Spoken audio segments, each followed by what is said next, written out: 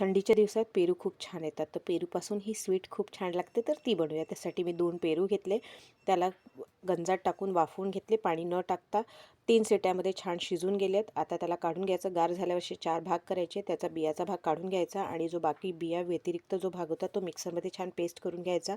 असं चाळणीने चाळून घ्यायचा.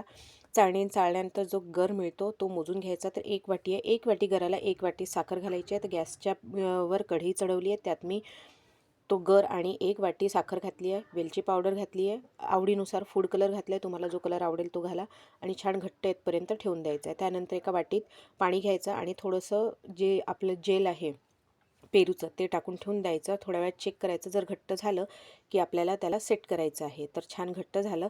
बटर पेपर घातला, त्यावर सजावटीसाठी बदामाचे काप घातले आणि सगळं सारण घालून घेतलं.